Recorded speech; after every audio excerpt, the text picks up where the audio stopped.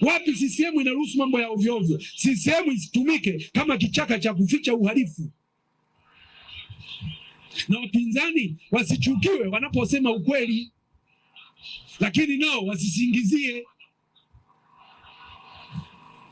Tujenge nchi yetu, tulete maendeleo.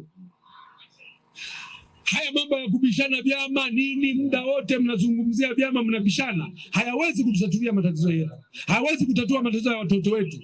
Hayawezi kutatua matatizo ya afya zetu. Hayawezi kutatua matatizo yanayotusibu. Hayawezi kuondoa matatizo ya biashara zetu. Nyinyi mnazungumzia vyama tu, vyama asubuhi mpaka jioni. Vyama asubuhi mpaka jioni.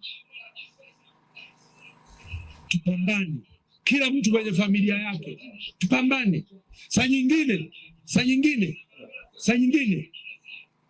mnatuvumilia kwa sababu maendeleo haya tunayoyaleta ni makubwa sana, lakini bado hatuwezi kuyaiza kwa siku moja. Kuleta, ulituambia utaleta visima vya maji, ukuleta. Ulituambia utaleta kile na kile, ukufanya.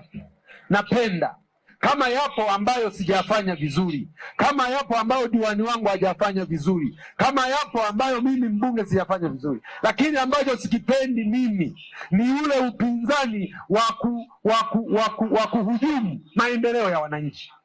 Mtu anajiita mpinzani, mimi mpinzani, lakini kazi kubwa anayoifanya ni kuhujumu maendeleo ya wananchi. Mimi nataka wapinzani ambao kweli wapo kwa ajili ya kuhakikisha kwamba pale ambapo hapajafanywa vizuri pafanywe vizuri. Mimi hiyo napenda. Ukisikia msiba wa kwanza kufika ili uonekane kwamba wewe ni mwema, kwa hiyo unaombea watu wafe ili uwahi kwenye msiba huo uonekane wewe ni kiongozi bora. Ni siasa za kishamba, ni siasa za kishamba.